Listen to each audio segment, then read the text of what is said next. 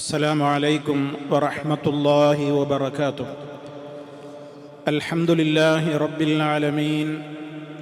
اللهم صل على محمد وعلى آل محمد كما صليت على إبراهيم وعلى آل إبراهيم إنك حميد مجيد.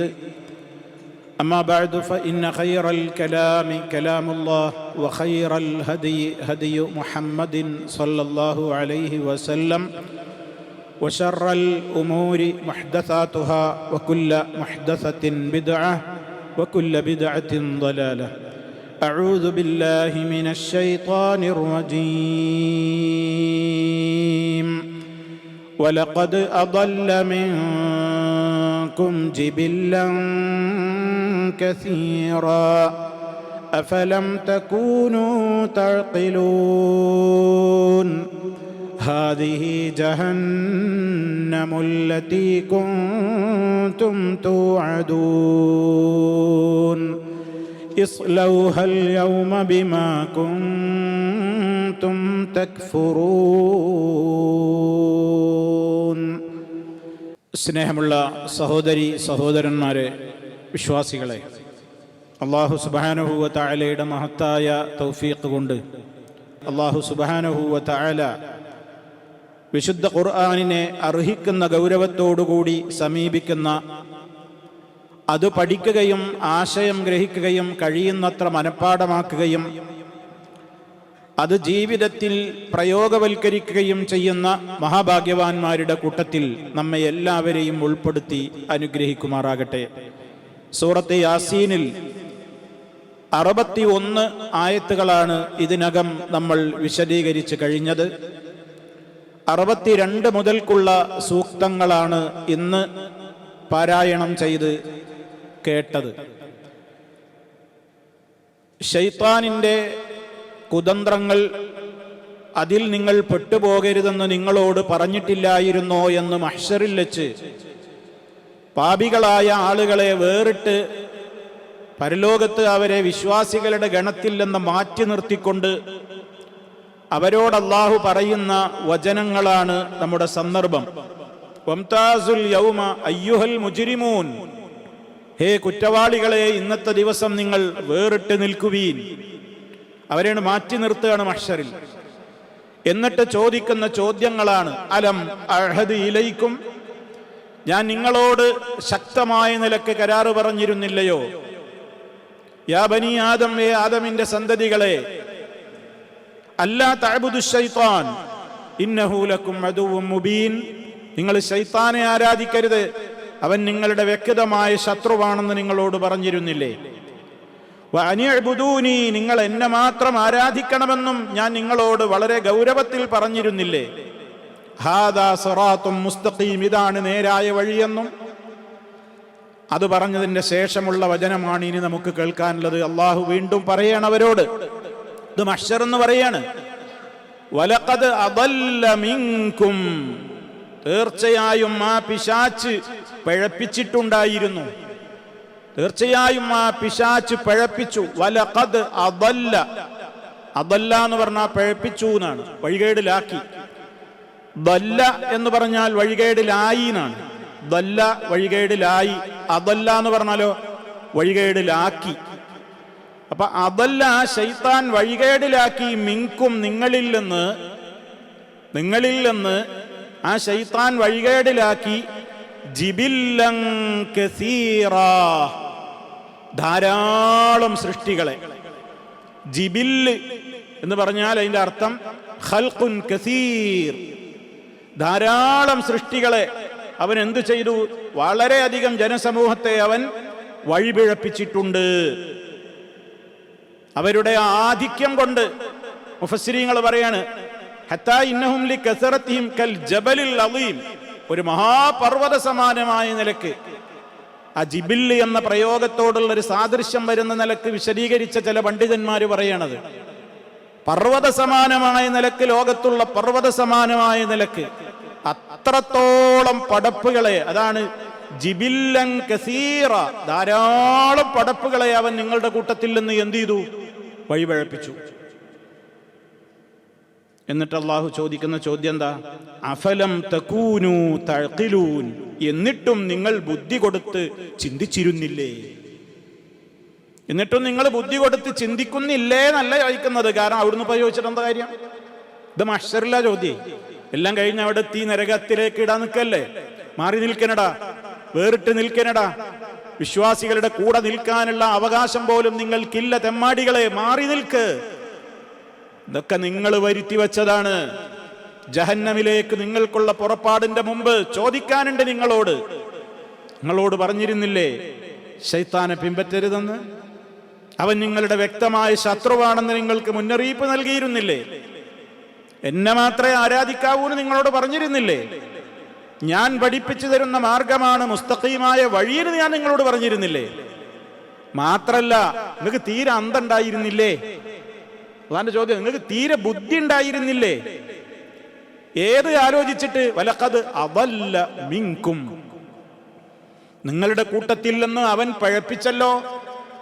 ജിബില്ലൻ കസീറാ I ഖൽഖൻ കസീറാ, ധാരാളം സൃഷ്ടികളെ അവൻ എന്തിയിട്ടുണ്ട് നിങ്ങളുടെ കൂട്ടത്തിൽ നിന്ന് പഴപ്പിച്ചില്ലേ? അഫലം തകൂനു തഅഖിലൂൻ, എന്നിട്ടെങ്കിലും നിങ്ങൾക്ക് അന്നൊന്ന് ബുദ്ധി കൊടുത്ത് മനസ്സിലാക്കാമായിരുന്നില്ലേ?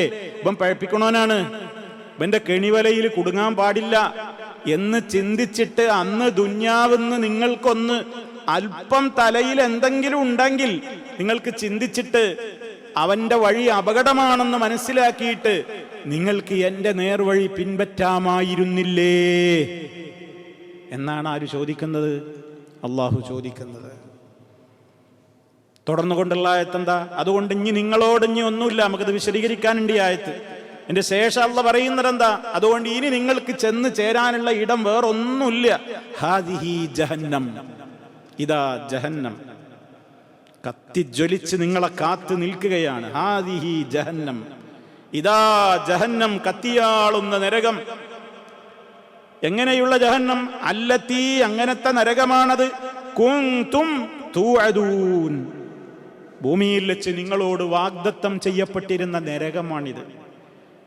എന്റെ പാത പിൻപറ്റാതെ ശൈത്താന്റെ പാത പിൻപറ്റിയാൽ അവൻ നിങ്ങളെ നരകത്തീയിലേക്ക് കൊണ്ടുചെന്നെത്തിക്കും. നിങ്ങൾ നരകത്തീയുടെ വിറകുകളായി മാറും എന്നൊക്കെ ഞാൻ നിങ്ങളോട് മുമ്പേ പറഞ്ഞിരുന്നില്ലേ? ആ ജഹന്നമാണ് ഈ കാണുന്നത് എന്ന് നരകം ഇങ്ങനെ കാണിച്ചു കൊടുത്തിട്ട് പറയാണ്.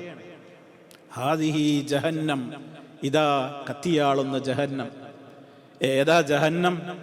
എന്താ ജഹന്നം? പറയാൻ എത്ര എളുപ്പ, 4 അക്ഷരമേ ഉള്ളൂ. എത്ര കോടി മലക്കുകളാണ് അതിൻ്റെ അവിടെ വർക്ക് ചെയ്യുന്നത് ആ നരകത്തിന്റെ പ്രവർത്തനങ്ങൾക്ക് വേണ്ടി. നബി സല്ലല്ലാഹു അലൈഹി വസല്ലം പറഞ്ഞു, നമുക്കൊക്കെ സുപരിചിതമായ ഒരു ആയത്തുണ്ട് സൂറത്തുൽ ഫജ്റിൽ, വജീഅ യൗമഇദിൻ ബിജഹന്നം, അന്നത്തെ ദിവസം ജഹന്നം കൊണ്ടുവരപ്പെടും. ജഹന്നമിനെ മലക്കുകൾ വലിച്ചു കൊണ്ടുവരികയാണെന്നാണ്. ആ ജഹന്നമിന് 70,000 പിടിച്ചു വലിക്കാനുള്ള കടിഞ്ഞാണുകൾ ഉണ്ടായിരിക്കും. നമ്മൾ വിചാരിക്കുന്ന കടിഞ്ഞാണൊന്നും അല്ലത്. 70,000 കടിഞ്ഞാണുകളുള്ള നരകം. ഓരോ മഅകുല്ലി സമാമിൻ, ഓരോ കടിഞ്ഞാണും പിടിച്ചു വലിക്കുവാൻ 70,000 മലക്കുകളുണ്ട്. സുബ്ഹാനല്ലാഹ്, ഒന്ന് കണക്കൂട്ടിയേ.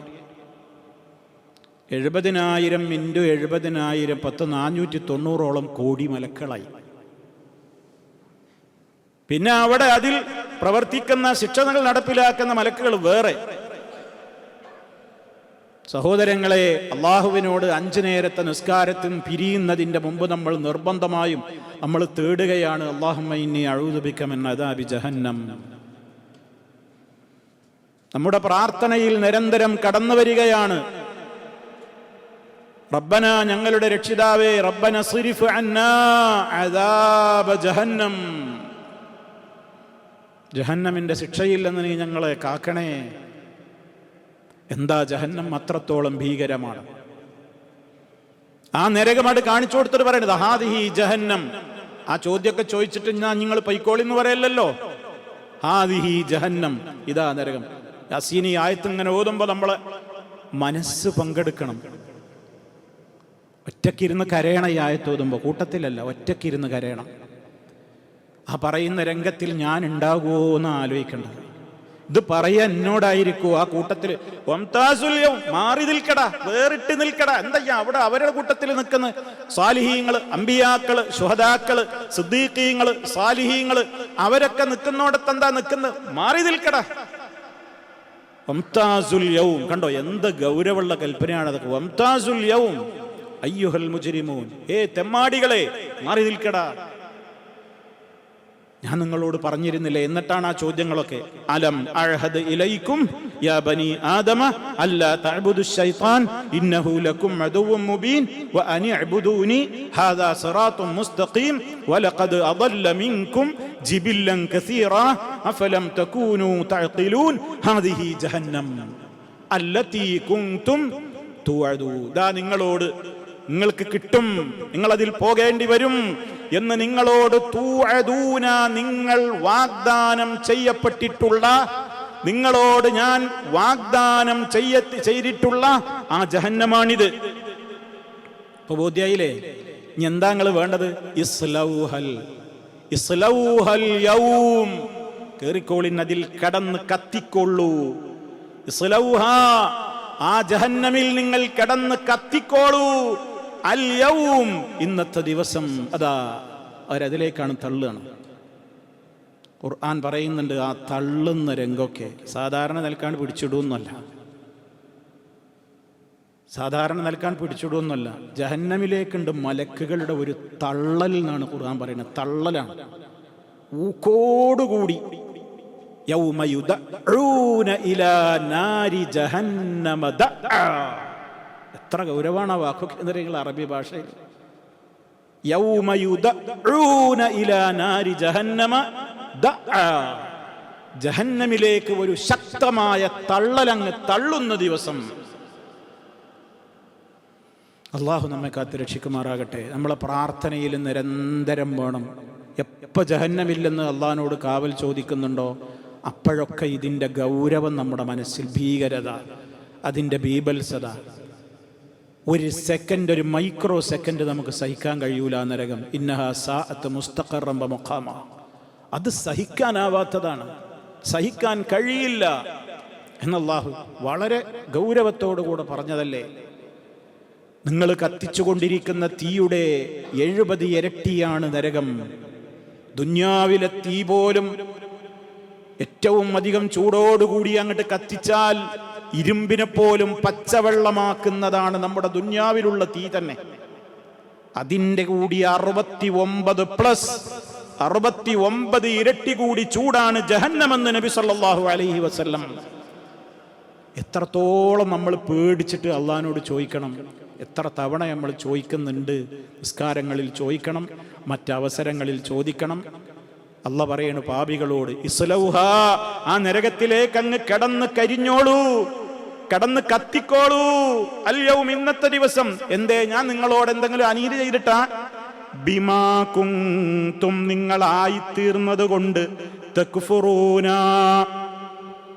നിങ്ങൾ അവിശ്വാസികളായത് നിമിത്തം നിങ്ങൾ അതിൽ കടന്ന് കത്തിക്കോളൂ. എൻ്റെ ആയിട്ട് ളുൽമ് ചെയ്യുന്ന അല്ല, ഞാനൊരക്രമമോ അനീതിയോ ചെയ്യുന്ന ശക്തിയല്ല. അള്ളാഹു നീതിമാനാണ്. പരലോക കോടതി നീതിയുടെ കോടതിയാണ്. ഒരു തരിമ്പും പോലും വലാ യുദ്ലമൂന ഫതീല, ഒരു തരിമ്പ് പോലും. ഇന്നല്ലാഹ ലാ യദ്ലിമു റബ്ബുക മിസ്ഖാല ദർറ, നിന്റെ റബ്ബ് ഒരണുത്തൂക്കം പോലും ഒരാളോടും എന്ത് ചെയ്യൂല? അക്രമം കാണിക്കൂല, അനീതി കാണിക്കൂല. നമ്മൾ ചെയ്തതിൻ്റെ ഫലമായിട്ട് നമ്മൾ ആലോചിച്ച് നോക്കണം. ഈ പറയുന്ന 4 ആയത്തുകൾ കേൾക്കാൻ ഞാൻ അവിടെ ഉണ്ടാകുമോ? അയ്യുഹൽ മുജ്രിമൂന്ന് പറയുമ്പോൾ അത് എന്നെ ചൂണ്ടിയിട്ടായിരിക്കുമോന്ന് ഞാനും ഇവിടെ ഈ ശബ്ദം ശ്രവിക്കുന്ന സർവ്വ സഹോദരീ സഹോദരങ്ങളും ഇനി ഈ ശബ്ദം ശ്രവിക്കുന്ന മുഴുവൻ ആളുകളും ചോദിക്കണം. അയ്യുഹൽ മുജ്രിമൂൻ, തെമ്മാടികളെ മാറി നിൽക്കൂ, വേറിട്ട് നിൽക്കൂ എന്ന് പറയുമ്പോൾ അതിൽ ഞാൻ ഉണ്ടാവോന്ന്? ഉണ്ടാവാൻ പാടില്ല.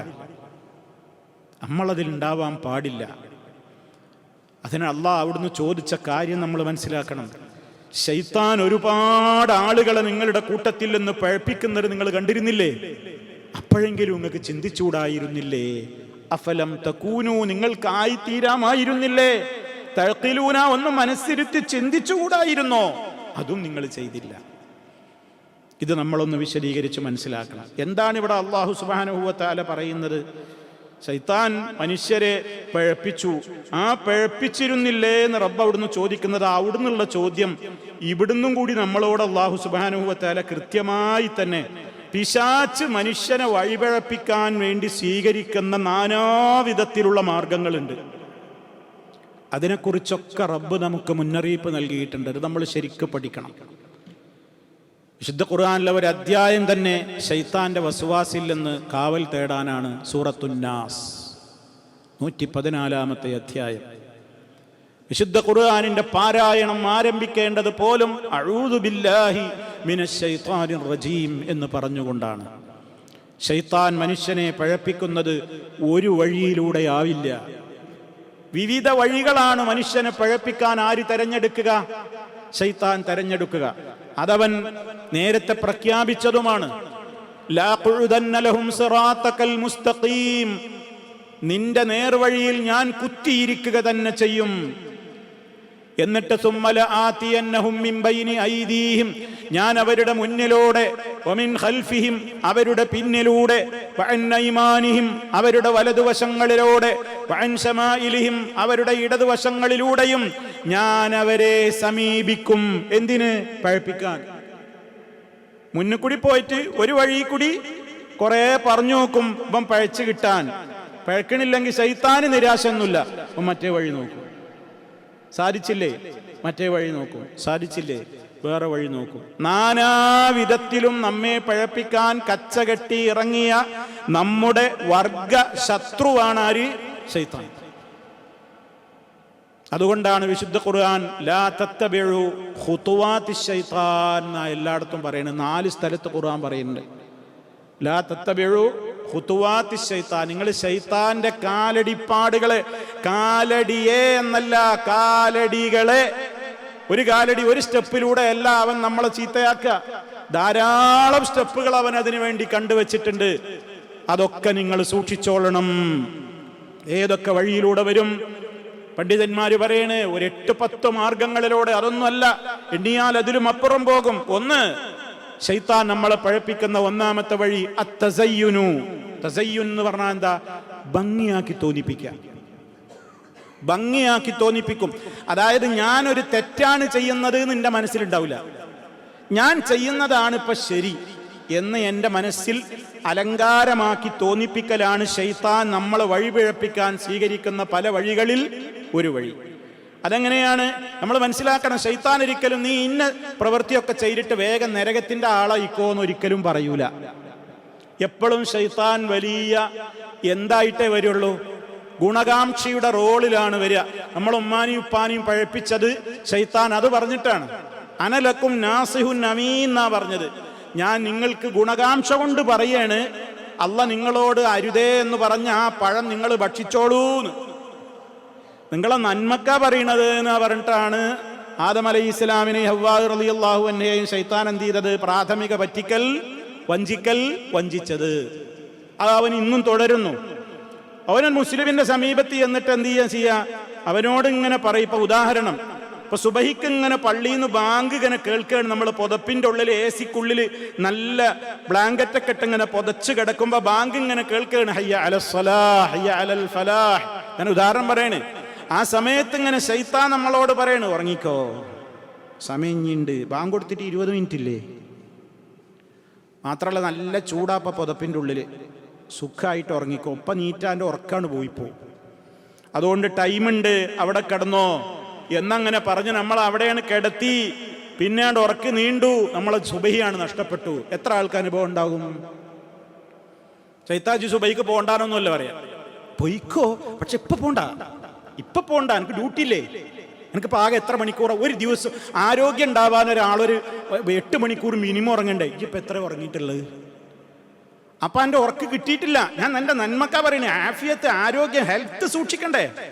അപ്പൊ ഹെൽത്തിനുള്ള ഉറക്കിപ്പ് എനിക്ക് കിട്ടിയിട്ടില്ല. ഇപ്പൊ തന്നെ നീറ്റ് പാഞ്ഞു പോയാൽ എൻ്റെ ഹെൽത്തിന് ബാധിക്കും. അതുകൊണ്ട് ഉറങ്ങിക്കോ, കുറച്ചെങ്കിലും 8 ഇല്ലെങ്കിൽ കുറച്ചെങ്കിലും കിട്ടിക്കോട്ടെ, കുറച്ചും കൂടിയും കിടന്നോ. അവിടെ കിടത്തി ശൈത്താൻ നമ്മളെ നശിപ്പിച്ചു. ഓന് വളരെ സന്തോഷമായി,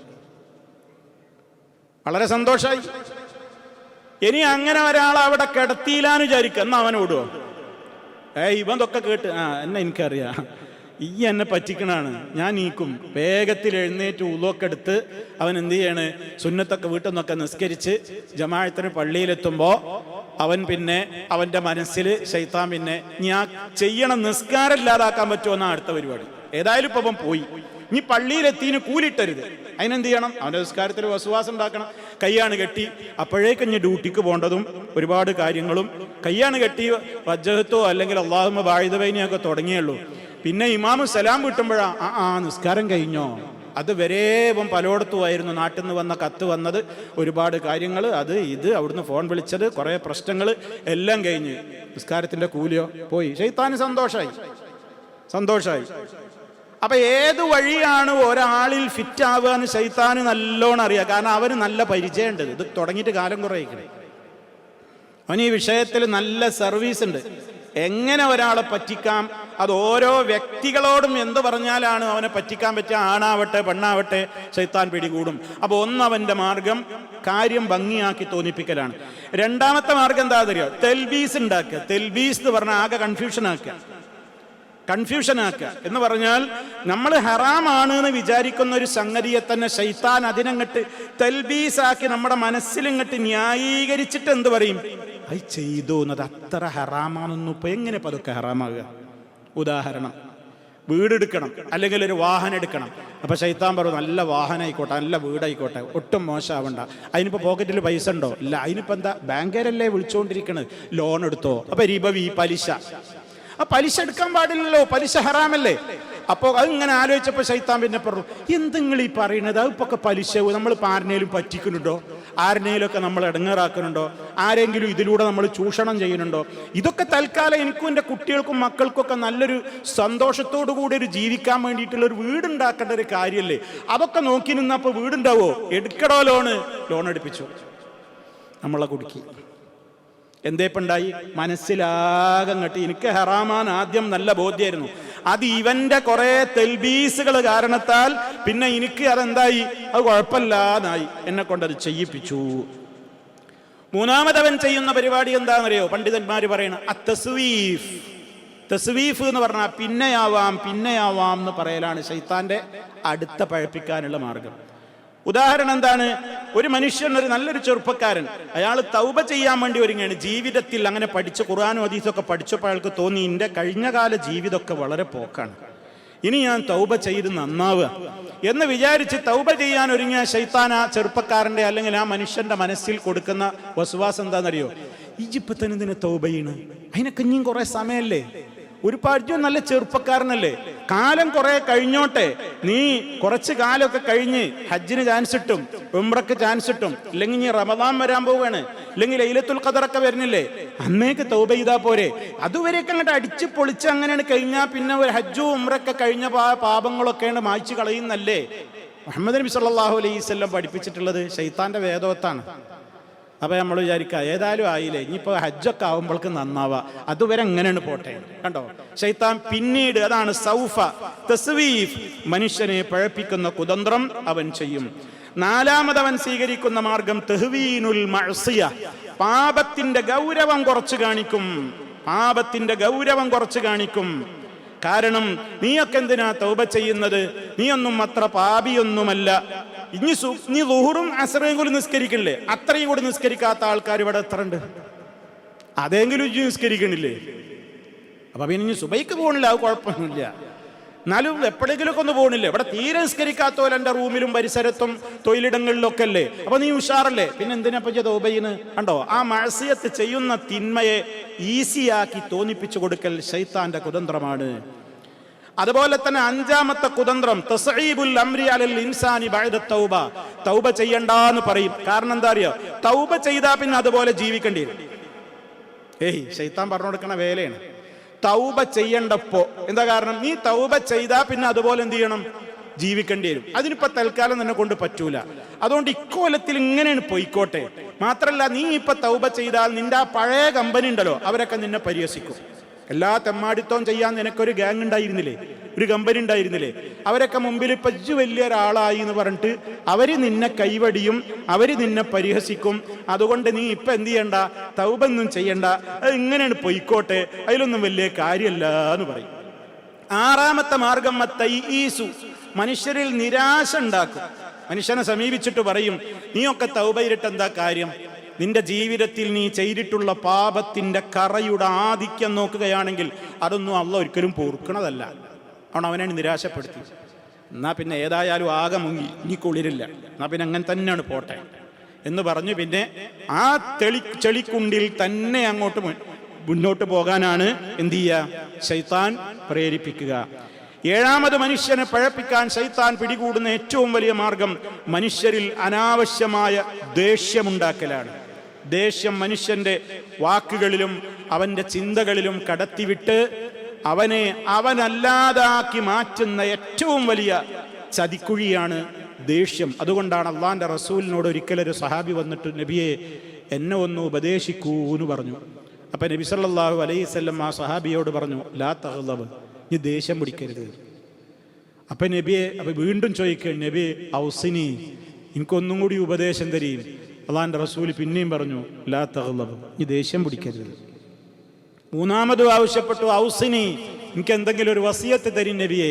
അള്ളാന്റെ റസൂല് പറഞ്ഞു, ലാ തഗ്ളബ്, നീ ദേഷ്യം പിടിക്കരുത്. കണ്ടോ, ഓരോരുത്തരുടെ ചോദ്യത്തിനാ മറുപടി. ആ സഹാബിക്ക് അങ്ങനെ ഒരു വീക്ക്നെസ് ഉണ്ടാവും. അതുകൊണ്ടാണ് അള്ളാന്റെ റസൂൽ അതന്നെ ഗൗരവത്തിൽ പിന്നെയും എന്ത് ചെയ്യണത്, പറയണം. ദേഷ്യം പിടിച്ചാൽ നമ്മളല്ലാതായി മാറും. ദേഷ്യം പിടിക്കുന്ന നേരത്തെ നമ്മൾ പറയുന്നതൊക്കെ ഒരു റെക്കോർഡാക്കി വെച്ചിട്ട് ദേഷ്യമൊക്കെ അടങ്ങിയ ശേഷം കേട്ടാൽ നമുക്ക് തന്നെ മനസ്സിലാവും ഇത് ഞാനല്ല സംസാരിച്ചത്. അത്രത്തോളം വൃത്തികേടുകളായിരിക്കും, അത്രത്തോളം മനുഷ്യനെ ഏറ്റവും കൂടുതൽ വഴികേടിലാക്കും മനുഷ്യനിൽ ഉണരുന്ന ദേഷ്യം. അതുകൊണ്ടാണ് വിശ്വാസികളെ സംബന്ധിച്ച് പറഞ്ഞിടത്ത് അള്ളാഹു പറഞ്ഞു, വൽ കാളിമീനൽ ഗൈള, രോഷത്തെ അടക്കാൻ കഴിവുള്ളവരാണ് മുഅ്മിനീങ്ങൾ. ദേഷ്യം പിടിക്കാത്തവര് എന്നല്ല, ദേഷ്യം പിടിക്കൽ മനുഷ്യ പ്രകൃതാണ്. പക്ഷെ ആ ദേഷ്യത്തെ കൺട്രോൾ ചെയ്യുന്നവരാണ് ആര്? മുഅ്മിനീങ്ങൾ. അതേപോലെ തന്നെ ശൈത്താൻ ഉണ്ടാക്കുന്ന എട്ടാമത്തെ വഴിയാണ് അൽ അമാനി, വ്യാമോഹങ്ങൾ പറഞ്ഞു തരും. നമ്മൾ പലതും പറഞ്ഞ് മോഹിപ്പിക്കും. ഖുർആൻ പറയുന്നുണ്ട്, യഇദുഹും വയുമന്നീഹിം, അവൻ നിങ്ങളെ പലതും പറഞ്ഞ് കൊതിപ്പിക്കും, പലതും പറഞ്ഞ് നിങ്ങളെ കൊതിപ്പിക്കും. അത് ചെയ്താൽ നിങ്ങൾക്ക് ഇത് കിട്ടും. നമ്മളെ ഉമ്മാനും ഉപ്പാനും ആദ്യം പഴപ്പിച്ചപ്പോൾ തന്നെ അവൻ ആ പണിയാ ചെയ്തത്. എന്താ പറഞ്ഞത്? ഈ പഴം നിങ്ങൾ ഭക്ഷിച്ചാൽ നിങ്ങൾക്ക് കാലാകാലം എവിടെ കഴിയാ? സ്വർഗത്തിൽ കഴിയാം. നേരെ എതിരാ കാര്യം പറഞ്ഞു കൊടുത്താൽ എന്താ? ഈ പഴം നിങ്ങൾ ഭക്ഷിച്ചാൽ നിങ്ങൾക്ക് സ്വർഗത്തിൽ കാലാകാലം കഴിയാം. മാത്രല്ല നിങ്ങളിവിടെ രാജാവായിരിക്കും എന്നാണ്. ഹൽ അദുല്ലുക്കും അലാ ശജറത്തിൽ ഖുൽദി വമുൽകിൻ ലാ യബ്ലാ, ഒരിക്കലും നശിക്കാത്ത സാമ്രാജ്യത്തിന്റെ അധീശനാകണോ, അധിപനാകണോ, എന്നെന്നും സ്വർഗത്തിലെ നിത്യ താമസക്കാരനാകണോ? എന്നാ ഈ പഴം കഴിച്ചോളി. നിങ്ങൾ അങ്ങനെ ആകുന്നത് പേടിച്ചിട്ടാ അള്ളങ്ങളോട് ഇത് തിന്നണ്ട എന്ന് പറഞ്ഞത്. അപ്പൊ തിന്നോയിക്കോളി, നിങ്ങൾക്ക് ഇവിടുന്ന് പോണ്ട. ശൈത്താൻ ചെയ്ത പണിയാണ്. ഇതൊക്കെ നമ്മളെ പിന്നാലെയൊക്കെ നടന്ന് പറയുന്നുണ്ട്. എല്ലാ അർത്ഥത്തിലും നമ്മൾക്ക് ഇങ്ങനെ കൊതിപ്പിക്കും, വ്യാമോഹിപ്പിക്കും. ശൈത്താൻ ചെയ്യുന്ന മാർഗമാണ്. അതേപോലെ തന്നെ എല്ലാ വൃത്തികേടുകളിലേക്കും മനുഷ്യനെ കൊണ്ടുപോയിട്ട് ഓരോന്നിനും പേര് മാറ്റി പറയും, ഓരോന്നിനും പേര് മാറ്റി പറയും. എല്ലാ തെമ്മാടികൾക്കും വേറെ പേരാണ് കൊടുക്കും. ഡാൻസ് ആടുന്ന, കുടിച്ചു കൂത്താടുന്ന, മദ്യപിക്കുന്ന ആളുകൾക്കൊക്കെ സമൂഹത്തിൽ വലിയ സ്ഥാനവും മാനവും ഒക്കെ ഉള്ള പേരുകളാണ് അവർക്ക് കിട്ടുക. ആർട്ടിസ്റ്റ്, അതുപോലെ തന്നെ കലാകാരൻ, അതുപോലെ തന്നെ ഏറ്റവും നല്ല സുന്ദരമായ നിലക്കുള്ള ഗായകൻ, സെലിബ്രിറ്റി. ഇങ്ങനെയൊക്കെ സമൂഹത്തിൽ ഇങ്ങനെ ആർക്കും കേൾക്കാം, എനിക്കും കിട്ടിയെങ്കിൽ ആയി എന്ന് തോന്നണ നല്ല നല്ല പേരുകൾ. പലിശക്ക് പലിശാനൊന്നും പറയൂല, അതിനൊക്കെ വേറെ പേര് പറയും. മദ്യത്തിനൊക്കെ മദ്യം കള്ളു എന്നൊന്നും പറയൂല, അതിനൊക്കെ വേറെ പേരുകൾ. വ്യഭിചാരം, അതിനൊക്കെ വേറെ പേരുകൾ. ഡേറ്റിങ്, അതുപോലെ തന്നെ അങ്ങനേതായ പല പേരുകൾ ഇട്ടിട്ട് വ്യഭിചാരം ഹലാലാക്കും, മ്യൂസിക്കുകൾ ഹലാലാക്കും. അതിനൊക്കെ വേറെ പേരുകളായിരിക്കും. മനുഷ്യനെ മാനസികമായി ഉന്മേഷം പകരുന്ന ഈണങ്ങൾ എന്നൊക്കെയാണ് പേരിടും. നബി സല്ലല്ലാഹു അലൈഹി വസല്ലം പറഞ്ഞു, എൻ്റെ ഉമ്മത്തിൽ കുറെ ആളുകൾ പിൽക്കാലത്ത് വരാനുണ്ട്. അവർ എന്ത് ചെയ്യും?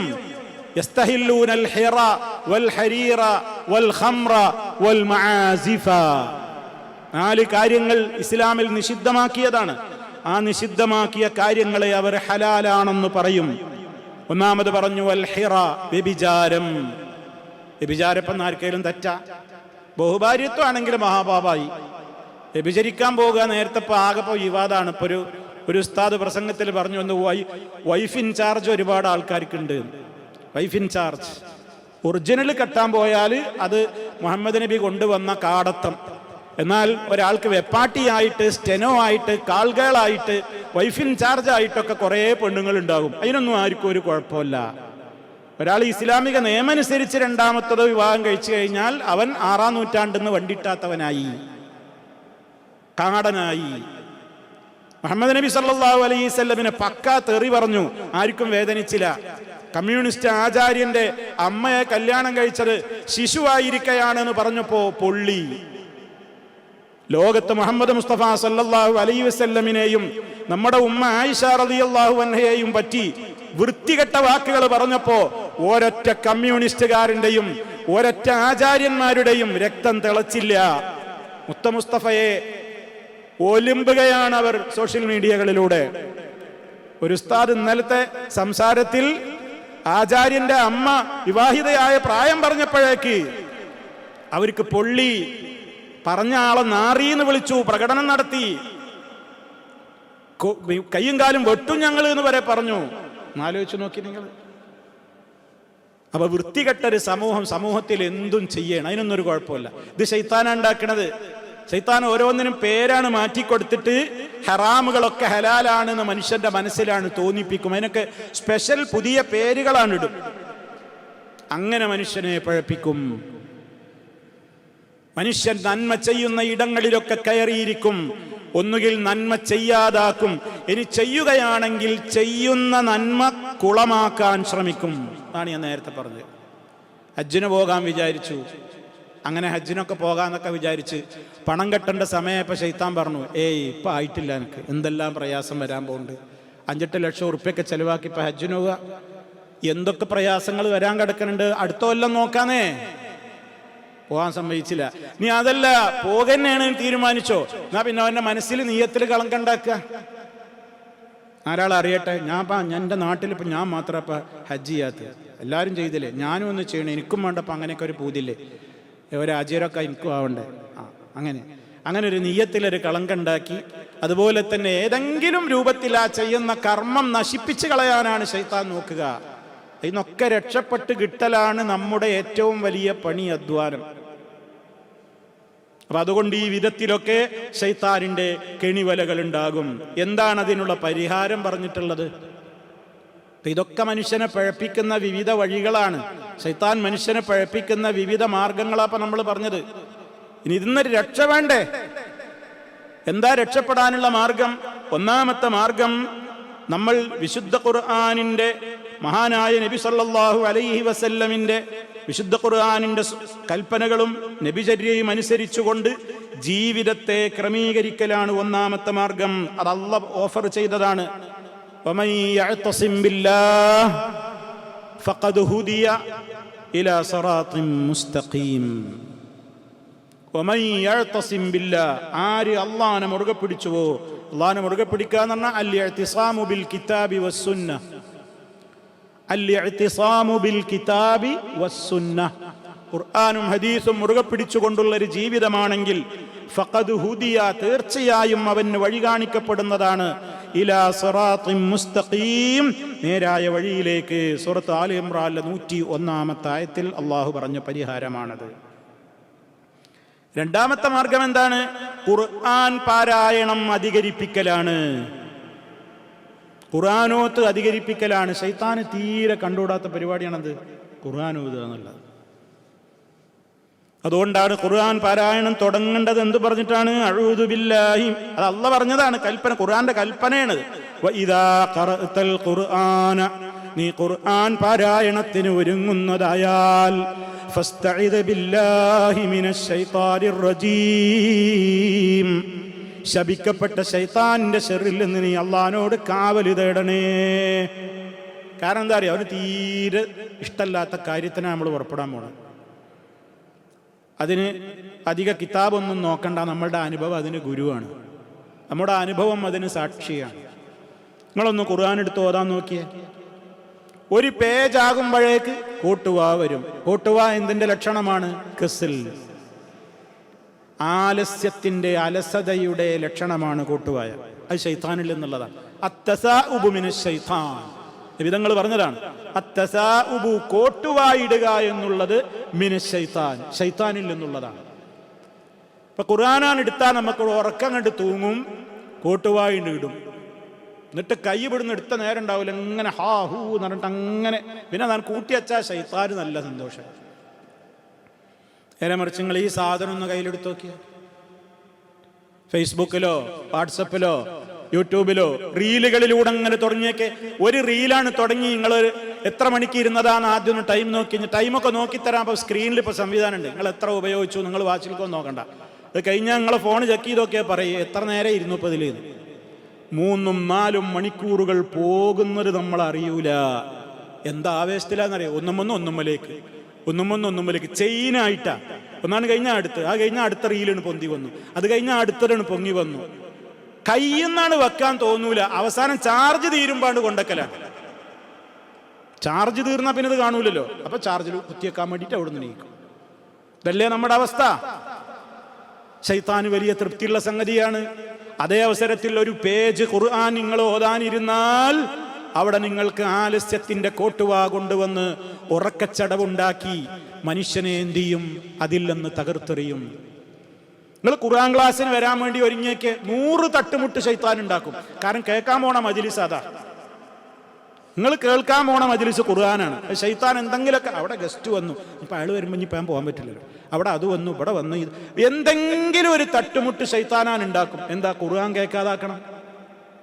ഖുർആൻ ആരെങ്കിലും കേട്ട് എന്തെങ്കിലും നന്നായെങ്കിലോ വേണ്ട. അപ്പൊ അതിനൊക്കെയുള്ള വഴികളിൽ, എല്ലാ വഴികളിലും അവനിരിക്കും. ഓരോരുത്തർക്ക് പറ്റിയ രൂപത്തിലുള്ള ഓരോന്ന് മനസ്സിൽ തോന്നിപ്പിക്കും. അങ്ങനെ അതാണ് മുടക്കിയിടും. ആണ് ശൈത്താന്റെ കുതന്ത്രം. അപ്പൊ അതുകൊണ്ട് ഖുർആൻ പാരായണം ധാരാളമായി വർദ്ധിപ്പിക്കണം. പ്രത്യേകിച്ച് പറഞ്ഞു, വീട്ടിലൊക്കെ നിങ്ങൾ എപ്പോഴും ഖുർആൻ പാരായണം സ്ഥിരം വേണമെന്നാണ്. പ്രത്യേകിച്ച് അൽ-ബഖറ പറഞ്ഞു. ഈ അൽ-ബഖറ ഒന്നിച്ച് പൊരറ്റ ഇരുത്തത്തിന് 289 ആയത്തി നമുക്ക് ഓതാൻ പറ്റുമോ? 2-2.5 ജുസില്ലേ. അപ്പൊ അതുകൊണ്ട് നമ്മൾ എന്ത് ചെയ്യുക? പണ്ഡിതന്മാരത് വിശദീകരിക്കുന്നിടത്ത് പറഞ്ഞിട്ടുണ്ട്, നമ്മൾ ശ്രദ്ധിക്കണം. കുറച്ച് ആയത്തെങ്കിലും ആയിട്ട് നമ്മൾ എല്ലാ ദിവസവും നമ്മൾ വീട്ടിൽ ആരെങ്കിലും ആയിട്ട് അൽ-ബഖറ കുറച്ചെങ്കിലും ഓതിയിരിക്കണം. അൽ-ബഖറ പാരായണം ചെയ്യുന്ന വീട്ടിൽ നിന്ന് ശൈത്താൻ ഇറങ്ങി ഓടും. ദിക്റുകൾ നമ്മുടെ വളരെ ശ്രദ്ധിക്കാൻ പറഞ്ഞു. കാരണം വീട്ടിൻ്റെ അകത്താണ് നമ്മൾ അധികം കഴിയുന്നത്. വീട്ടിൻ്റെ അകത്ത് കയറുമ്പോൾ ശൈത്താൻ അവിടെ ഭാര്യ, മക്കള്, വാപ്പ, ഉമ്മ, കുട്ടികൾ എല്ലാവരുടെ ഇടയിലും മനസ്സിൽ ശൈത്താൻ കുറെ കുഴപ്പമുണ്ടാക്കും. തമ്മിൽ തല്ലിക്കുക, പരസ്പരം പിണങ്ങുക, പരസ്പരം അങ്ങോട്ടും ഇങ്ങോട്ടും മാനസികമായി വല്ലാത്ത നിലക്ക് അകൽച്ച ഉണ്ടാക്കുക. എന്താ പറഞ്ഞത്? ഓരോരുത്തരോടും പറഞ്ഞു, നിങ്ങൾ വീട്ടിലേക്കാണ് കയറുമ്പോൾ എന്ത് പറയണം? ബിസ്മില്ല. ബിസ്മില്ല ചൊല്ലിയിട്ട് കയറുമ്പോൾ ശൈത്താൻ പുറത്തു നിൽക്കും. ബിസ്മില്ല ചൊല്ലാതെ കയറിയാൽ ശൈത്താൻ അന്ന് അവിടെ അക്കമഡേഷൻ കിട്ടി എന്നാണ് റസൂലുള്ളാഹി സ്വല്ലല്ലാഹു അലൈഹി വസല്ലം പറയുന്നത്. ഇനി കുടുംബത്തിലെ ഒരാൾ വിചാരിച്ച കാര്യമില്ല, കുടുംബത്തിലെ എല്ലാ മെമ്പർമാരും വാതിൽക്കൽ തന്നെ ശൈത്താനെ പുറത്തു നിർത്താൻ ബിസ്മില്ലാ എന്ന് പറഞ്ഞുകൊണ്ട് വീട്ടിലേക്ക് കയറണം. ഭക്ഷണം കഴിക്കുന്നിടത്ത് പറഞ്ഞു, ഇണയുമായി സ്വകാര്യ നിമിഷത്തിൽ വരെ അത് പറഞ്ഞു, ഏതൊക്കെ മേഖലയിൽ പറഞ്ഞു, എല്ലായിടത്തും പറഞ്ഞു. അപ്പൊ ഖുർആൻ പാരായണം അധികരിപ്പിക്കലാണ്. ഖുർആൻ പാരായണം നമ്മുടെ കൽബിൽ ഖുർആൻ ഹിഫ്ളാക്കും. ഒരു ദിവസം ഒരായത്ത് നിങ്ങൾക്ക് ഹിഫ്ളാക്കാൻ പറ്റുമോ? ഒരു ദിവസം 1 ചെയ്തോളൂ, 2 ആയത്തോ 3 ആയത്തോ ഒക്കെ. ഖുർആൻ ഇങ്ങനെ ഹൃദയത്തിലുള്ളിടത്തോളം അവിടെ ശൈത്താന് വല്ലാതെ അക്കമഡേഷൻ ഉണ്ടാവില്ല നമ്മളെ കൽബിൽ. അവിടെ അവന് ഇരിക്കാൻ പറ്റൂല. കാരണം അവിടെ ഖുർആനിന്റെ വചനങ്ങൾ നിറച്ചു വെച്ചിരിക്കണം നമ്മൾ. അതുകൊണ്ട് ഖുർആൻ കഴിയുന്നത്ര പാരായണം ചെയ്യും വേണം, അത് ഹിഫ്ളാക്കും വേണം. അപ്പോൾ ശൈത്താനിനെ നമുക്ക് നിയന്ത്രിക്കാൻ പറ്റും. ശൈത്താനിന്റെ ശർറിൽ നിന്ന് കാവലാണ്. ദിക്റുകൾ രാവിലെ എണീക്കുമ്പോൾ തുടങ്ങുന്ന ദിക്റ്, ഉറങ്ങുന്നത് വരെ നമുക്ക് ചൊല്ലാനുണ്ട് ദിക്റ്. ഉറങ്ങാൻ സമയത്ത് നിങ്ങൾ ഈ ഉളുവെടുത്ത് കിടന്നോളൂ. ഉളുവെടുത്ത് കിടക്കുന്നവരുടെ കൂടെ കാവൽക്കാരനായിട്ടൊരു മലക്കുണ്ടാവുന്നതാണ് മുത്ത് മുസ്തഫ സല്ലല്ലാഹു അലൈഹി വസല്ലം പറഞ്ഞത്. നേരം പുലരോളം പിന്നെ ആയത്തുൽ കുർസി, ആമനർ റസൂലു, അതൊക്കെ നിങ്ങൾക്ക് മതിയാ. 2 ആയത്ത് നിങ്ങൾക്ക് മദീനാ പറഞ്ഞത്. ഖുൽ ഹുവല്ലാഹു അഹദ്, ഫലഖ്, നാസ്, അതൊക്കെ നിങ്ങൾക്ക് യക്ഫീകഹ, നിങ്ങൾക്ക് മതിയായതാണെന്നാ റസൂൽ സല്ലല്ലാഹു അലൈഹി വസല്ലം പറഞ്ഞത്. ശൈത്താനിന്റെ ശർറിൽ നിന്ന് കാവൽ തേടുന്നുണ്ട്. രാവിലെയും വൈകുന്നേരവും പ്രത്യേകം നമ്മൾ തേടുന്നുണ്ട്. അല്ലാഹുമ്മ ഫാത്തിറസ് സമാവാതി വൽ അർദ് ആലിമൽ ഗൈബി വശഹാദ റബ്ബ കുല്ലി ശൈഇൻ വമലീകഹു അഷ്ഹദു അൻ ലാ ഇലാഹ ഇല്ലാ അൻത അഊദു ബിക മിൻ ശർരി നഫ്സി വമിൻ ശർരി ശൈത്വാനി വശിർകിഹി വഅൻ അഖ്തരിഫ അലാ നഫ്സി സൂആ ഔ അജുറഹു ഇലാ മുസ്ലിം. ഇത് രാവിലെയും വൈകുന്നേരവും മുടങ്ങാതെ ചൊല്ലേണ്ട ദിക്റാണ്. അള്ളാഹിനോട് പറയണേ, അള്ളാഹിൻ ഒരുപാട് പുകഴ്ത്തിയിട്ട് അല്ലാഹുമ്മ ഫാത്തിറസ് സമാവാതി വൽ അർദ് ആലിമുൽ ഗൈബി വശഹാദ റബ്ബ കുല്ലി ശൈഇൻ വമലീകഹു അഷ്ഹദു അൻ ലാ ഇലാഹ ഇല്ലാ അൻത അഊദു ബിക മിൻ ശർരി നഫ്സി വമിൻ ശർരി ശൈത്വാനി വശിർകിഹി. ശൈത്താന്റെ ശർറിൽ നിന്ന് ഞാൻ നിന്നോട് കാവൽ തേടുന്നു. വശിർകിഹി, അവൻ ചെയ്യുന്ന ആദ്യത്തെ പഴപ്പിക്കൽ മനുഷ്യനെ മുശ്രിക്കാക്കാനാ നോക്കുക. അല്ലാഹ് അല്ലാത്തവരെ വിളിച്ച് പ്രാർത്ഥിപ്പിക്കാൻ നോക്കും. അവിടെ തന്നെ അതിന്റെ വായനയിൽ വശറക്കിഹീന്നുണ്ട്. ഷറക്ക് എന്ന് പറഞ്ഞാൽ ഹബായിലാണ്, ശൈത്താന്റെ കെണിവലകള്. ശൈത്താൻ പഴപ്പിക്കാൻ വേണ്ടി ഉണ്ടാക്കുന്ന എന്തൊക്കെ വലകളുണ്ടോ ആ വലകളിൽ നിന്നൊക്കെ ഞാൻ നിന്നോട് കാവൽ തേടുന്നു. സുബഹിക്ക് മുത്ത് മുസ്തഫ അത് ചോദിച്ചിട്ടുണ്ട്, വൈകിട്ടുള്ള പ്രാർത്ഥനയിൽ ചോദിച്ചിട്ടുണ്ട്. ഈ ശബ്ദം ശ്രവിക്കുന്ന ഓരോരുത്തരും, ആണാവട്ടെ പെണ്ണാവട്ടെ, നിങ്ങളോട് ചോദിക്കൂ, എനിക്ക് ആ പ്രാർത്ഥന അറിയാമോ? ഞാനത് ചൊല്ലാറുണ്ടോ? കുറ്റപ്പെടുത്താനല്ല, സ്വന്തത്തോട് ചോദിച്ച് മറുപടി കണ്ടെത്തുക. ചൊല്ലാറില്ലെങ്കിൽ അത് ചൊല്ലുക, പഠിച്ചിട്ടില്ലെങ്കിൽ അത് പഠിക്കുക, അർത്ഥസഹിതം പഠിക്കുക. ശൈത്താനിൽ നിന്ന് കാവലാണ്. എന്തൊക്കെ കാവലുകളുണ്ട്! വീട്ടിൽ നിന്നാണ് ഇറങ്ങുമ്പോ ബിസ്മില്ലാ തവക്കൽതു അലല്ലാഹ് ലാ ഹൗല വലാ ഖുവത ഇല്ലാ ബില്ലാഹ് എന്ന് പറയുന്നതോടുകൂടി ശൈത്താൻ മറ്റേ ശൈത്താനോട് പറയും, ഇന്നത്തെ ദിവസം ഇവന്റെ പിന്നാലെ കൂടിയിട്ട് കാര്യമില്ല, ഇവൻ പ്രൊട്ടക്ഷൻ എടുത്തിരിക്കുന്നു, പ്രിക്കോഷൻ എടുത്തിരിക്കുന്നു, ഇവന്റെ പിന്നാലെ കൂടിയിട്ട് കാര്യമില്ല.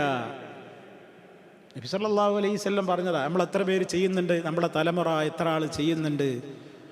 അങ്ങനെ പറയാണെങ്കിൽ രാവിലെ തൊട്ട് വൈകുന്നേരം വരെയുള്ള, രാത്രി വരെയുള്ള മുഴുവൻ ദിക്റുകളും നിത്യജീവിതത്തിന്റെ ഭാഗമാക്കി നമ്മൾ വെള്ളം കുടിക്കാൻ മറക്കുന്നില്ലല്ലോ, ഭക്ഷണം കഴിക്കാൻ മറക്കുന്നില്ലല്ലോ. അത് ചെയ്താലും നേരം വൈകിയാലും ചെയ്യുന്നില്ലേ? ഉച്ചക്ക് 2 മണിക്ക് 1.5 മണിക്ക് ഫുഡ് കഴിച്ച് ശീലമുള്ളവന് അന്നൊരിക്കൽ പറ്റിയില്ലെങ്കിൽ 4 മണിക്കെങ്കിലും ഉച്ചക്കലത്തെ ഫുഡ് കഴിക്കണില്ലേ? നിങ്ങൾക്ക് സുബഹിക്ക് ചൊല്ലേണ്ട ദിക്ർ ചൊല്ലാൻ പറ്റിയില്ലേ? കുറച്ചങ്ങോട്ട് ആ സമയത്തോ 10 മണിക്കോ 11 മണിക്കോ ആണ് പറ്റുന്നത്, അപ്പൊ ചൊല്ലിക്കോ.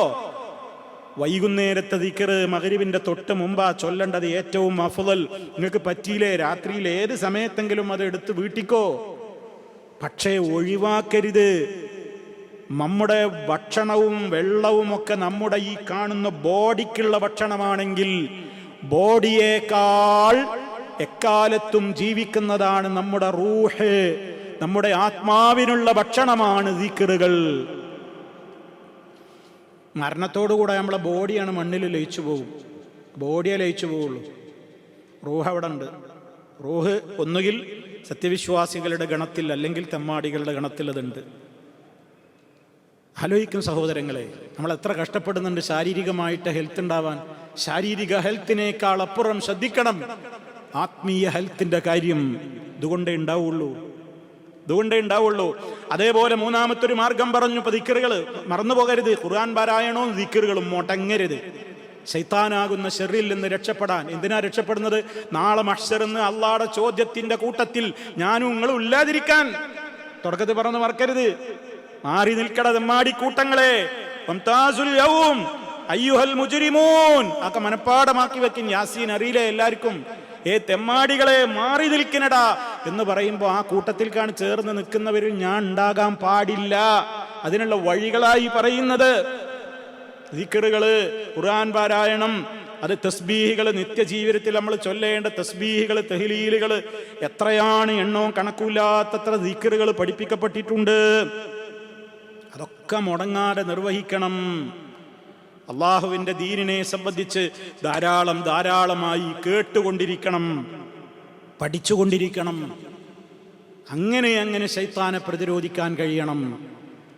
എല്ലാ മനുഷ്യന്റെ കൂടെയും മനുഷ്യനെ തിന്മയിലേക്ക് നയിക്കുന്ന ഒരു ശൈത്താനുണ്ട്, നന്മയിലേക്ക് പ്രേരിപ്പിക്കുന്ന ഒരു മലക്കുമുണ്ട്. മലക്കിയത്ത് നമ്മുടെ കൽബിൽ ശക്തി പ്രാപിച്ചാൽ നമ്മൾ സാലിഹീങ്ങളാകും. ശൈത്താനീയത്ത് നമ്മുടെ കൽബിൽ ശക്തി പ്രാപിച്ചാൽ നമ്മൾ തെമ്മാടികളാകും.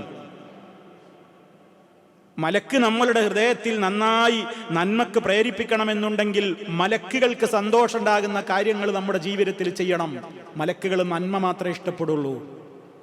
തിന്മയുള്ള ഇടങ്ങളിൽ നിന്ന് മലക്കുകൾ ഇറങ്ങിപ്പോകും. പിന്നെ അവിടെ സജീവമായിട്ട് നിലനിൽക്കുക ആരായിരിക്കും? ശൈത്താനായിരിക്കും. എന്താ നമ്മുടെ വീട്ടിലെ പ്രശ്നങ്ങൾ? എന്താണ് ഒരുപാട് മാനസികമായി തകർന്നു പോകുന്നത്? എന്താണ് വിഷയങ്ങൾ? ശൈത്താനാണ്. ശൈത്താനെ തുരത്താനുള്ള വഴികൾ ചെയ്യണം. അല്ലാഹ് എത്രയാ പറഞ്ഞത്, എത്രയാ ഇടത്താ പറഞ്ഞത്. നിങ്ങൾ വളരെ ഗൗരവത്തോടുകൂടെ കാണണേന്ന് റബ്ബ് പരലോകത്തൊന്നും അഴ്സറിയെന്ന് മാത്രമല്ലല്ലോ ഈ ചോദ്യം ചോദിച്ചത്. അങ്ങനെയാണെങ്കിൽ അത് അനീതിയാവൂലേ? ഇവിടുന്ന് തന്നെ പറഞ്ഞു പഠിപ്പിച്ചിട്ടുള്ള ബാക്കി ചോദ്യം പിന്നെ അവിടുന്ന് ചോദിക്കണത്. നിങ്ങളോട് ഞാൻ പറഞ്ഞിരുന്നില്ലേ ശൈത്താനെ പിൻപറ്റരുതെന്ന്? പഴപ്പിക്കുമെന്ന് നിങ്ങൾക്ക് അറിയില്ലായിരുന്നോ? പഴപ്പിച്ചില്ലേ ഒരുപാട് ആളുകളെ? എന്നിട്ടും നിങ്ങൾക്ക് എന്തേ തലയിലൊന്നും ഉണ്ടായില്ലേ? നിങ്ങൾ പിന്നെ അവൻ്റെ വഴിയിലേക്ക് എന്തിനാ പോയത്? ശൈത്താൻ വരെ നമ്മളെ തോളൊഴിയുന്നല്ലേ അല്ലാഹ് പറയുന്നത്. ശൈത്താൻ വരെ അവിടെ നല്ല പിള്ള ചമയുന്നാണ് അള്ളാഹിന്റെ കോടതിയിൽ. നമ്മളെ പഴപ്പിക്കാൻ കൂടെ നടന്ന് നമ്മളെ ശിർക്ക് ചെയ്യിപ്പിച്ച്, ബിദ്അത്ത് ചെയ്യിപ്പിച്ച്, തോന്നിവാസങ്ങൾ ചെയ്യിപ്പിച്ചിട്ട് ശൈത്താൻ ചെയ്യുന്ന ഒരു പ്രധാനപ്പെട്ട പണി എന്താണെന്നറിയോ? മനുഷ്യനെ കൊണ്ട് ഒന്നുകിൽ തീവ്രത ചെയ്യിക്കും, അല്ലെങ്കിൽ ഒന്നുമില്ലാതാക്കും. രണ്ടിൻ്റെ അടിയിലാണ് എപ്പോഴും സത്യം ഉണ്ടാവുക. ശൈത്താൻ ചെയ്യുന്നൊരു പണി അതാണ്. ഒന്നുകിൽ കൽപ്പിക്കപ്പെട്ടതിൽ അപ്പുറം ചെയ്യിപ്പിക്കുക, അപ്പൊ ആ കർമ്മം എന്തായി? ബാത്തിലായി. അല്ലെങ്കിൽ തീരെ ചെയ്യാതാക്കുക, അപ്പോഴും ആ കർമ്മം എന്തായി? അവൻ ചെയ്തില്ല. ഇടയിലാണ് സത്യം ഉണ്ടാവുക, അത് ചെയ്യാൻ സമ്മതിക്കൂല. അതാണ് ശൈത്താനിന്റെ കുതന്ത്രം. കുറേ നല്ലതല്ലേ എന്ന് തോന്നിപ്പിക്കും. ഓരോന്നിൻ്റെ പേരും പറഞ്ഞിട്ട് നമ്മളെ കൊണ്ട് കുറേ ഇല്ലാത്ത നിസ്കാരം, നോമ്പ്, ദിക്ർ, സലാത്തൊക്കെ ചെല്ലിപ്പിക്കും. അല്ലാഹ് എല്ലാത്തോരെ വിളിച്ച് പ്രാർത്ഥിപ്പിക്കും. അതിനൊക്കെ പറയാം അമ്പിയാക്കളോടുള്ള സ്നേഹമാണ്, ഔലിയാക്കളോടുള്ള ബഹുമാനാണ്. ഔലിയാക്കളെ വിളിച്ച് തേടാത്തവർക്ക് അവരോട് സ്നേഹമില്ലാഞ്ഞിട്ടാണ്, അവരോട് പുച്ഛമാണ്, അതുകൊണ്ടാണ് അവരെ വിളിച്ച് തേടാത്തത്. കണ്ടോ ശൈത്താൻ പറഞ്ഞു കൊടുക്കണ കുതന്ത്രം കണ്ടോ? അമ്പിയാക്കളെയും ഔലിയാക്കളെയും വിളിച്ച് തേടാത്തത് എന്തുകൊണ്ടാണത്രേ? അമ്പിയാക്കളോടും ഔലിയാക്കളോടും നമുക്ക് റെസ്പെക്റ്റും ബഹുമാനം ഒന്നും ഇല്ലാത്തത് കൊണ്ടാണ്. ശൈത്താൻ ഊതി കൊടുക്കണ കുതന്ത്രമാണ്. അങ്ങനെ മനുഷ്യനെ കൊണ്ട് ശിർക്ക് ചെയ്യിപ്പിക്കും, ബിദ്അത്തുകൾ മതത്തിലില്ലാത്തത് ചെയ്യിപ്പിക്കും, തോന്നിവാസങ്ങൾ ചെയ്യിപ്പിക്കും, കുതന്ത്രങ്ങൾ ഒരുപാട് ചെയ്യിപ്പിക്കും, തോന്നിവാസങ്ങൾ ചെയ്യിപ്പിക്കും, മ്യൂസിക് നിരന്തരമായി കേൾപ്പിക്കും. അതൊക്കെ ചൊല്ലിയിട്ട് അങ്ങനെയാണ് കിടന്നോ, അത് ചെവിയിലാണ് ഫിറ്റ് ചെയ്തിട്ടാണ് അവൻ ഉറങ്ങണത്. ശൈത്താനിൻ്റെ ഈ ശബ്ദം കേട്ടിട്ട് അങ്ങനെ ഉറങ്ങണം അവൻ.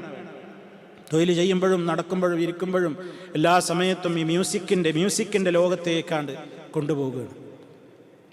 മനുഷ്യന് ഒന്നും തിന്മയല്ല. അപ്പൊ മതസൗഹാർദ്ദത്തിന്റെ കാലം, മതസൗഹാർദ്ദം. അള്ളാഹുവിന്റെ റസൂൽ സല്ലല്ലാഹു അലൈഹി വസല്ലമ ജനിച്ചു വീണു എന്ന് കേട്ടപ്പോ മക്കയിലുണ്ടായിരുന്ന ബിംബങ്ങളൊക്കെ തലകുത്തി വീണു എന്ന് മൗലൂദോദന മൗലവിമാരാണ് കാസർഗോഡ് നബിദിന ഘോഷയാത്ര നടത്തുമ്പോ ക്ഷേത്രത്തിന്റെ നേരെ നിന്നുകൊണ്ട് ബിഗ് സല്യൂട്ട് അടിച്ചത്. മുസ്തഫായുടെ ജന്മദിനം ആഘോഷിക്കാണ്, അള്ളാന്റെ റസൂലിനോടുള്ള സ്നേഹം പറയാണ്. ഒരു ഓദന മൗലൂദിലുണ്ടെന്ത്? നബിതങ്ങൾ ജനിച്ചു വീണപ്പോ ആ ജനിച്ചു വീണതിന്റെ അത്ഭുതം കൊണ്ട് അവിടെ ഉണ്ടായിരുന്ന ബിംബങ്ങൾ വരെ തലകുത്തി വീണു. എന്നിട്ട് ബിംബം നാട്ടിയ ക്ഷേത്രത്തിലേക്ക് നോക്കിയിട്ട് ഇവന്മാരെന്ത് ചെയ്യാണ്? സല്യൂട്ട് അടിക്കാണ്. ഇസ്ലാമെന്ന് പോയില്ലേ? പുറത്തു പോയില്ലേ?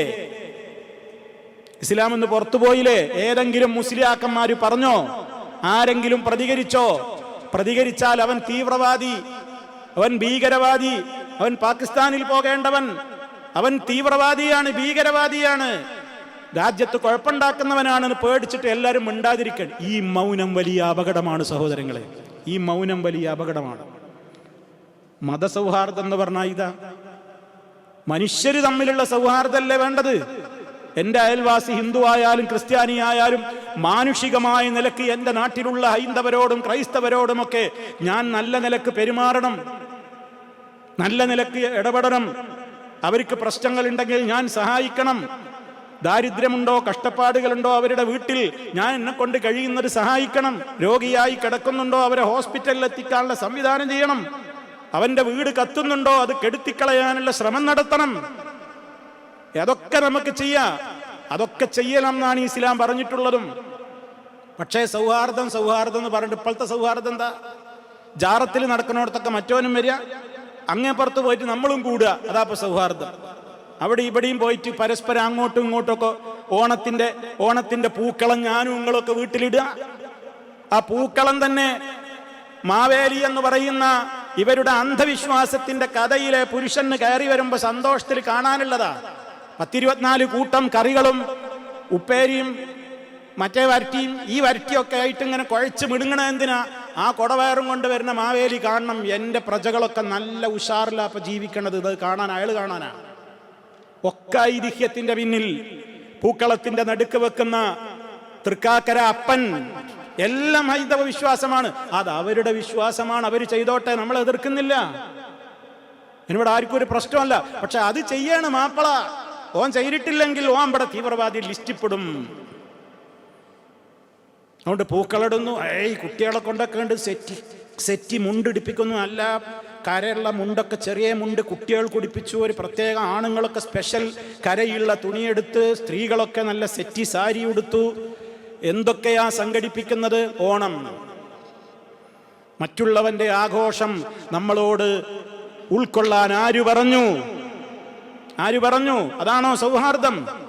അതല്ല സൗഹാർദ്ദം. അവരവരുടേത് ആഘോഷിക്കട്ടെ, ക്രിസ്ത്യാനി അവരുടേത് ആഘോഷിക്കട്ടെ, നമ്മൾ നമുക്കുള്ളത് ആഘോഷിക്കുക.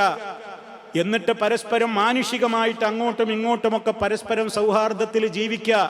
അതാണ് ഇസ്ലാം പഠിപ്പിക്കുന്ന സൗഹാർദ്ദം.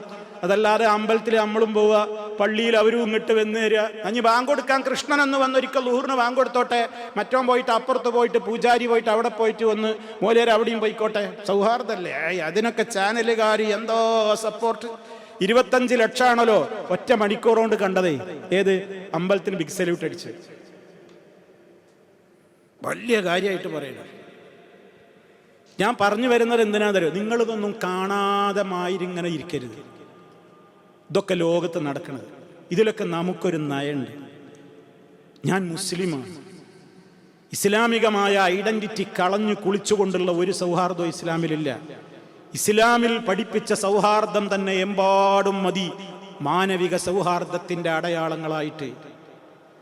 നമ്മൾ മനസ്സിലാക്കിയിരിക്കണം. നമ്മൾ മനസ്സിലാക്കിയില്ലെങ്കിൽ ആരാത് മനസ്സിലാക്കുക? നമുക്ക് പുറത്തു നിന്നുള്ള ശത്രുവിനേക്കാൾ അപകടം അകത്തുള്ള ശത്രുവാണ്.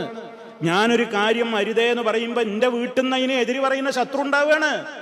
അതാണ് എൻ്റെ സങ്കടം. മുസ്ലിമീങ്ങളിൽ നിന്നാണ് എതിർ ശബ്ദം വരുന്നത്. അമുസ്ലിമിന് ഇതൊന്നും ആവശ്യമില്ല. അമുസ്ലിങ്ങൾ പാകെ തലയിൽ കൈവച്ച് ബേജാറായിട്ടിരിക്കുകയാണ്.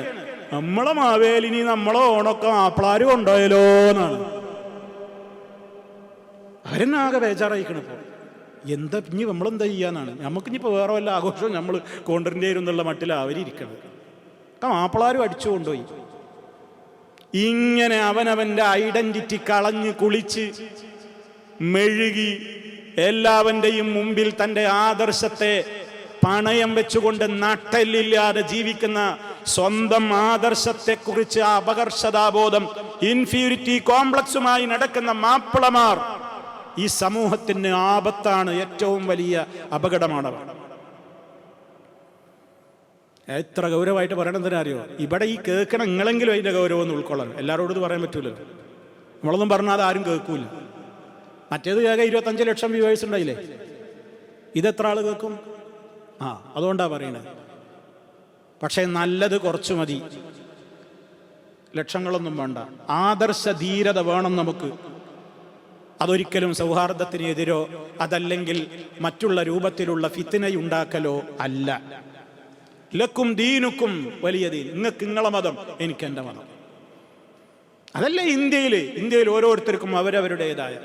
ഇതിപ്പോ ഓരോരുത്തരും ഇങ്ങോട്ട് എന്താ, ഒരു ടീച്ചർ ഓണത്തിൻ്റെ എന്തോ സ്കൂളിൽ നിന്ന് പറഞ്ഞേളൂ, ആ ടീച്ചറെ പിടിച്ച് പുറത്താക്കി. ആരും മിണ്ടിയില്ല. ആ ടീച്ചർ ഏതാ പാർട്ടിയിലുള്ള ഒരു ടീച്ചറാ, ആ പാർട്ടിയുടെ ആചാര്യനായ മോലിയർ വരെ മിണ്ടിയില്ല. പിന്നെ ആരാ അവർക്ക് സഹായത്തിന് വരിക? മിണ്ടിയ എന്തായി മാറും? തീവ്രവാദി, ഭീകരവാദിയാവും. ഒന്നും ഉണ്ടാവത്തിരിക്കുക. എനിക്ക് പറയാൻ അവകാശമല്ലേ എൻ്റെ കുട്ടികളോട്? ഇത് നമ്മളെ ആഘോഷമല്ല, നമ്മളത് ചെയ്യേണ്ടതില്ല, അവർ ചെയ്തോട്ടെ, എനിക്കെന്താ പറയാ അധികാരമില്ലേ, എനിക്ക് അവകാശമല്ലേ, എനിക്ക് വേറെ ആളെ പേടിക്കണോ? അവരിത് പോയി അടിച്ച് കലക്ക്, അവരുടെ പോയി അവിടെ പൂക്കളൊക്കെ വാരി വെതറി അവിടെ കലങ്കോലപ്പെടുത്തുന്നാണോ ഞാൻ പറയുന്നത്? അവർ ചെയ്തോട്ടെ, എന്നുള്ള സൗകര്യം ചെയ്ത് കൊടുക്കുക, അവർ ചെയ്തോട്ടെ. അത് അവരുടെ ആഘോഷം, അവരുടെ വിശ്വാസം, അവരുടെ ആചാരം, അതവർ ചെയ്യണമല്ലോ, അവർ ചെയ്തോട്ടെ. ശബരിമലയിലേക്ക് മാലയിട്ട കറുത്ത തുണി ഉടുത്ത ഒരു സ്വാമി, നമ്മളെ വീട്ടിൽ നിന്ന് സാധാരണ ഭക്ഷണം കഴിച്ചിരുന്ന ഒരു സ്വാമി, ശബരിമലയിലേക്ക് മാലയിട്ട് കറുപ്പ് തുണി ഉടുത്താൽ പിന്നെ നമ്മളെ വീട്ടിൽ നിന്ന് ഭക്ഷണം കഴിക്കൂല. ഇനി നമുക്ക് എന്താ വല്ല ദേഷ്യമുണ്ടോ? അത് അവൻ്റെ വിശ്വാസമാണ്, നമ്മളതിനെ മാനിക്കണം. കുടിക്കടാ പിടുത്ത വെള്ളം നിറഞ്ഞു എൻ്റെ വായിലേക്ക് പമ്പ് ചെയ്യുക വെള്ളം നമ്മളെ വീട്ടിൽ നിന്ന് പറ്റൂല. അത് അവൻ്റെ വിശ്വാസമാണ്, അതിനെ മാനിക്കണം. ഇസ്ലാം പറഞ്ഞ അതല്ലേ, ഓരോരുത്തരുടെ വിശ്വാസം. പക്ഷേ നമുക്ക് നമ്മളത് പ്രധാനം തന്നെയാണ്, അത് തന്നെയാണ് സത്യം എന്ന് നമ്മൾ ഉറച്ചു വിശ്വസിക്കുന്നു. അതാ ഇഖ്ലാസ്. അതുകൊണ്ട് സഹോദരങ്ങളെ, ശൈത്താൻ്റെ കെണിവലകളാണ് നമ്മൾ പറഞ്ഞുകൊണ്ടിരിക്കുന്നത്. ശൈത്താൻ നമ്മളെ വല്ലാതെ പഴപ്പിച്ച് ഇസ്ലാമാകുന്ന ഒരു കാര്യം നിങ്ങൾ മനസ്സിലായിക്കോളി. ഇസ്ലാമിൽ നിന്ന് ഒരാളും ഒറ്റയടിക്ക് പുറത്തു പോയിട്ടില്ല. ഈ പറയുന്നത് നിങ്ങൾ ശരിക്കും നോട്ട് ചെയ്തോളി. ഇസ്ലാമിൽ നിന്ന് ഒരാളും ഒറ്റ അടിക്ക് പുറത്തു പോയിട്ടില്ല. പിന്നെ എങ്ങനെയത് പുറത്തു പോലെ അറിയോ? കുറേശ്ശെ അങ്ങനെയാണ് കൊണ്ടുപോകലാണ്. ഞാനൊരു ഉദാഹരണം പറയാം. എൻ്റെ കയ്യിൽ ഞാൻ ഈ ഫോൺ ഇങ്ങനെ മുറുക്കി പിടിച്ചിട്ടുണ്ട്. ഈ മുറുക്കി പിടിച്ച ഫോണ് എൻ്റെ അടുക്കൽ നിന്ന് നിങ്ങൾ പെട്ടെന്ന് തള്ളി മാറ്റാൻ ശ്രമിക്കും തോറും ഞാൻ അതിന് പിടുത്തം മുറുക്കും. പിന്നെ ശത്രു എന്താ ചെയ്യുള്ളൂ എന്നറിയാം. അവനിക്ക് ഇതുമെന്ന് ഞാൻ പിടുത്തം വിടണമെന്നുണ്ടെങ്കിൽ അവൻ വേറെ എന്നെ സുഖിപ്പിക്കുന്ന മറ്റു വല്ല പണികളും ചെയ്യും. ഉദാഹരണമായിട്ട് എന്നെ ഒരാൾ വന്നിട്ടൊന്ന് ഇക്കിളിട്ടോട്ടെ, അപ്പം എൻ്റെ കൈ കുറച്ചിങ്ങനെ അയഞ്ഞു. വേറെ എന്തെങ്കിലും ഒരു ഭാഗത്തുനിന്ന് വേറൊരു പണി കഴിയുമ്പോൾ എൻ്റെ ശ്രദ്ധ അങ്ങോട്ട് തെറ്റിച്ച് അപ്പം എൻ്റെ കൈ കുറച്ചും കൂടി അയഞ്ഞു. ഈസി ആയിട്ട് അവൻ ഇത് കൊണ്ടുപോകും. നമ്മളെ ഇസ്ലാമിനെയും ഈമാനിനെയും പോക്കറ്റടിക്കാൻ ലിബറലുകൾ, നിരീശ്വരവാദികൾ, തെമ്മാടികൾ ഇതേപോലെയുള്ള ശ്രമങ്ങളാ ശ്രമിക്കുന്നത്. ഒറ്റയടിക്ക് നമ്മളെ ഇസ്ലാം എന്നാണ് കൊണ്ടുപോകില്ല. കുറേശ്ശെ അങ്ങനെ പറഞ്ഞിട്ട് നിങ്ങളെ ഇസ്ലാം എന്നാണ് കൊണ്ടുപോകും. വളരെ സൂക്ഷിച്ചോളിൻ സഹോദരന്മാരെ, സഹോദരികളെ. അള്ളാഹു കാത്ത് രക്ഷിക്കുമാറാകട്ടെ. ശൈത്താനിൻ്റെ കുതന്ത്രങ്ങളാണ് നമ്മൾ ഈ പറയുന്നത്. ആ കുതന്ത്രങ്ങളിൽ പെട്ടുപോയാൽ ഇതാ ജഹന്നം, ഇതിൽ കടന്ന് കത്തിക്കോളിൻ. നിങ്ങളെ വിശ്വസിച്ചതുകൊണ്ട് നിങ്ങൾക്കിവിടെ ഇന്നത് കിട്ടുന്നത് എന്ന് റഹ്മാനായ റബ്ബ് പറയും. റഹ്മാനായ റബ്ബ് നമ്മളെ എല്ലാവരെയും ജഹന്നമിൽ നിന്ന് കാത്ത് രക്ഷിക്കുകയും സ്വർഗത്തിലേക്ക് പ്രവേശനം നൽകപ്പെടുന്നവരിൽ എല്ലാവരെയും ഉൾപ്പെടുത്തി അനുഗ്രഹിക്കുകയും ചെയ്യുമാറാകട്ടെ. പാപങ്ങളും തെറ്റുകുറ്റങ്ങളും അള്ളാഹു പുറത്തു തരുമാറാകട്ടെ. മാരക രോഗങ്ങളിൽ നിന്ന് അള്ളാഹു നമ്മെ എല്ലാവരെയും കാത്ത് രക്ഷിക്കുമാറാകട്ടെ. നമ്മിലെ രോഗികൾക്ക് അള്ളാഹു പരിപൂർണമായും ശിഫ നൽകുമാറാകട്ടെ. പലവിധത്തിലുള്ള രോഗികൾ ഇവിടെ വന്നവരുണ്ട്, അല്ലാത്തവരൊക്കെ ഉണ്ട്. അള്ളാഹു എല്ലാവർക്കും പരിപൂർണമായ ശിഫ നൽകി അനുഗ്രഹിക്കുമാറാകട്ടെ. ربنا آتنا في الدنيا حسنة وفي الآخرة حسنة وقنا عذاب النار. سبحانك اللهم وبحمدك أشهد أن لا إله إلا أنت أستغفرك وأتوب إليك. والحمد لله رب العالمين. والسلام عليكم ورحمة الله وبركاته.